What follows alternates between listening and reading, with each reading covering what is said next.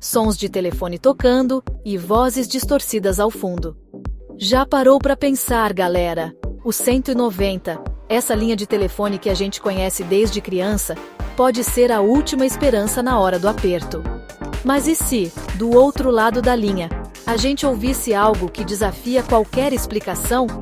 Algo tão sinistro, tão bizarro, que a única reação possível seria o arrepio na espinha? É disso que a gente vai falar hoje. As chamadas para o 190 que nunca, jamais, deveriam ter sido gravadas. Imagina só. Você tá em casa de boa, relaxando depois de um longo dia de trabalho. Talvez esteja assistindo TV ou lendo um livro quando, de repente, você ouve um barulho estranho vindo de algum lugar da casa. Um som que não deveria estar ali. O coração dispara, a respiração acelera, o medo toma conta. Você tenta entender o que está acontecendo, mas o pânico começa a dominar. É nesse estado de pânico que uma mulher, que a gente vai chamar de Ana, pega o telefone e disca 190. O número de emergência. A voz dela, trêmula e cheia de medo, relata que tem alguém invadindo a casa. Ela mal consegue falar, mas tenta explicar a situação. O operador tenta acalmá-la, pede para ela se manter na linha, enquanto a sirene da polícia já está ecoando ao fundo, indicando que a ajuda está a caminho. Mas o que era para ser um procedimento padrão se transforma em um pesadelo. A tensão aumenta a cada segundo. No decorrer da ligação, a gente ouve a Ana ficando cada vez mais apavorada. A voz dela se torna um reflexo do terror que está sentindo. Os passos se aproximam, a respiração dela fica ofegante, e de repente, um silêncio mortal. Um grito abafado, seguido de um barulho de luta, móveis se arrastando, o caos absoluto. A ligação se torna um registro de puro desespero. E então, o pior silêncio. Um silêncio que é mais aterrorizante do que qualquer barulho. Quando a polícia finalmente chega ao local, a cena é assustadora. A porta da casa está escancarada, a casa está revirada, como se tivesse acontecido uma luta corporal, mas não há sinal de Ana. Cadê a Ana? A polícia vasculha cada canto da casa, cada fresta, mas não encontra nenhum sinal da Ana. É como se ela tivesse desaparecido no ar. A única evidência que resta é o telefone, jogado no chão, com a ligação ainda ativa, um testemunho mudo do que aconteceu. O caso da Ana se tornou um daqueles mistérios sinistros que assombram a mente humana. Um enigma que ninguém conseguiu resolver até hoje. Se preparem, porque essa história é de gelar o sangue. Imagine a situação. Um operador do 190 atende uma chamada e do outro lado da linha, uma voz infantil, assustada, pede por socorro. É o pequeno Lucas, de apenas 6 anos, que diz estar sozinho em casa. Até aí tudo bem, né? Criança em casa, pais devem ter saído rapidinho, coisa normal. Mas o que o Lucas diz a seguir deixa o operador completamente sem chão. Com a voz embargada pelo medo, o Lucas sussurra que tem um homem estranho no quarto dele. O operador tenta manter a calma, pergunta se os pais do Lucas estão por perto, para onde eles foram, se ele sabe o número de algum vizinho. Mas a resposta do garoto é de arrepiar. Ele disse que minha mamãe e meu papai não estão mais aqui. O operador, já em estado de alerta máximo, tenta arrancar mais informações do Lucas, mas de repente, um barulho, um estrondo, como se algo tivesse caído, seguido de um grito abafado do Lucas. E então, silêncio. A polícia é acionada imediatamente e corre para o endereço do Lucas. Mas quando chegam lá, a casa está completamente vazia. O caso do Lucas se tornou um dos maiores mistérios envolvendo o 190.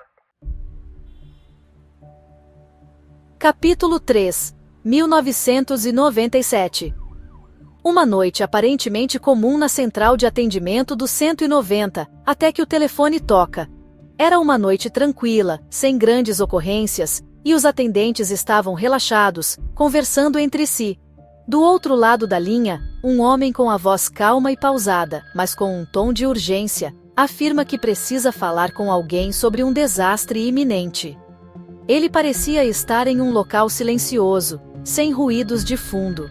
No início, o atendente pensa se tratar de um trote, uma brincadeira de mau gosto. Afinal, não era incomum receberem ligações falsas. Mas tem algo na voz daquele homem, uma seriedade que não podia ser ignorada, uma convicção, uma certeza assustadora, que chama a atenção do atendente. Ele começa a prestar mais atenção, sentindo um calafrio na espinha. O homem, que não se identifica, começa a descrever em detalhes um evento catastrófico que aconteceria em breve na cidade.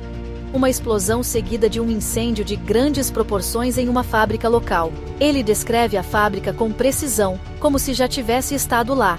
Ele chega a citar o nome da rua, o número da fábrica e a hora aproximada do ocorrido. Cada detalhe parecia meticulosamente planejado. O atendente, dividido entre o ceticismo e a apreensão, tenta arrancar mais informações do homem, mas ele se mantém evasivo. Ele não revela sua identidade, nem como obteve essas informações. Você precisa avisar as autoridades, ele insiste. Muitas pessoas vão morrer. Sua voz agora era mais intensa, quase desesperada. E antes que o atendente pudesse dizer qualquer coisa, o homem desliga o telefone. O atendente fica olhando para o telefone, ainda processando o que acabou de ouvir. Horas depois, a notícia que ninguém queria ouvir: uma explosão, seguida de um incêndio de grandes proporções, atinge uma fábrica local. O caos se instala rapidamente. A mesma fábrica, no mesmo endereço, na mesma hora descrita pelo homem misterioso na ligação. A precisão dos detalhes era assustadora. A polícia abre uma investigação para identificar o autor da ligação. Eles revisam registros, interrogam testemunhas, mas não encontram pistas concretas. O homem que previu a tragédia nunca foi encontrado. Sua identidade e como ele sabia do desastre permanecem um mistério até hoje. Capítulo 4. Essa história aconteceu em uma pequena cidade dos Estados Unidos, mas poderia ter acontecido em qualquer lugar do mundo. Pequenas cidades têm seus próprios mistérios e segredos, e essa não era diferente. Uma jovem operadora do 911, chamada Sarah, atende o telefone em mais uma noite aparentemente tranquila. Ela já estava acostumada a lidar com emergências, mas nada poderia prepará-la para o que estava prestes a acontecer. Mas o que era para ser apenas mais um turno de trabalho se transforma em um pesadelo. A rotina de Sarah estava prestes a ser quebrada de uma maneira que ela jamais imaginou. Do outro lado da linha, uma voz fraca, quase inaudível, sussurra repetidamente: "Me ajude, por favor, estou presa aqui." A voz parecia desesperada, como se a pessoa estivesse em grande perigo. A voz, carregada de estática e interferência, parece vir de muito longe. Era como se a ligação estivesse atravessando o tempo e o espaço. Sarah tenta de tudo para identificar a pessoa do outro lado da linha. Qual o seu nome? Ela sabia que cada segundo contava. De onde você está falando? Qual o seu endereço? Sarah fazia perguntas rápidas, tentando obter qualquer informação útil. Mas a única resposta que ela recebe é o pedido desesperado por ajuda. A voz continuava a repetir as mesmas palavras, aumentando a angústia de Sarah. A ligação parece vir de um número antigo, desativado há anos. Isso só aumentava o mistério e a urgência da situação. Mas por algum motivo, a ligação se completou. Era como se algo, ou alguém, quisesse desesperadamente ser ouvido. Intrigada e preocupada, Sarah usa um programa para rastrear a localização da chamada. Ela sabia que precisava agir rápido. O resultado a deixa ainda mais confusa. A ligação vinha de uma casa abandonada há mais de uma década. Como poderia alguém estar ligando de um lugar assim? Uma equipe de resgate é enviada para o endereço. Eles estavam preparados para qualquer coisa, mas o que encontraram foi além de suas expectativas. A casa está em ruínas, com janelas quebradas, paredes pichadas e um ar pesado de abandono. Parecia impossível que alguém pudesse estar lá dentro. Mas quando os policiais entram na casa, um detalhe arrepiante chama a atenção deles. O telefone fixo, coberto de poeira e teias de aranha, está fora do gancho. Era como se alguém tivesse acabado de usá-lo. A polícia vasculha a casa inteira, mas não encontra nenhum sinal de invasão, nenhum sinal de luta, nenhum sinal de ninguém. Era como se a casa estivesse vazia há anos. A operadora Sarah nunca se esqueceu daquela noite. A ligação misteriosa e a casa abandonada permaneceram em sua mente. Um enigma sem solução. E aí, galera?